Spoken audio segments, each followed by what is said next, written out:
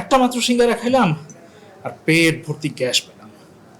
এই মিতপা, আপনার কাছে গ্যাসের ওষুধ হবে? না ভাই, আমি ওসব বিষ খাই না। হ্যাঁ, ভালো বলেছেন, সিঙ্গারা তো বিষই। হুম, আমি সিঙ্গারার কথা বলিনি ভাই। আরে গ্যাসের ওষুধ আবার বিষ হলো কিভাবে? জানেন না আপনি? চলুন জেনে নেই মেডিকেল সায়েন্স কি বলে।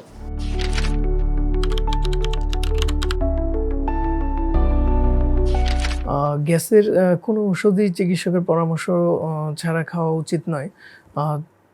গ্যাসের ওষুধটা অবশ্যই চিকিৎসকের পরামর্শ অনুযায়ী খাওয়া উচিত এবং একটা নির্দিষ্ট সময় পর্যন্ত গ্যাসের ওষুধটা খাওয়া উচিত।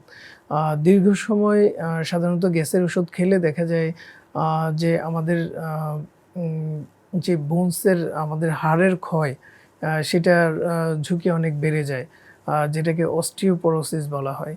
সেটার ঝুঁকি অনেক বেড়ে যায়। ইভেন হচ্ছে গ্যাসের ওষুধ আমরা যদি লম্বা সময় ধরে খাই তাহলে কিডনিতেও কিছু সমস্যা দেখা দিতে পারে। এবং হচ্ছে গ্যাসের ওষুধ অনেক সময় খেলে পেটেই বিভিন্ন ধরনের সমস্যা হয়। দেখা যায় যে গ্যাসের ওষুধ খেলে ইন্টেস্টাইনে বিভিন্ন ধরনের প্রদাহ তৈরি হয়। তাছাড়া হচ্ছে অপ্রয়োজনীয় গ্যাসের ওষুধ খেলে দেখা যায় বডিতে যে আমাদের হাইড্রোক্লোরিক অ্যাসিড আছে সেটার সিক্রেশনটা আবার অনেক বেড়ে যায়। তখন গ্যাসের সমস্যাটাই আবার আরও বেশি আকারে দেখা দিতে পারে। আপনিও কি আমার মতো কথায় কথায় গ্যাসের ওষুধ খান?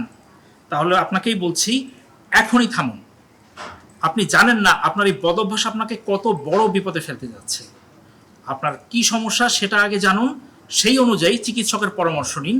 তা যদি না করেন তাহলে কিন্তু সময় গেলে সাধন হবে না, সময় গেলে সাধন হবে না।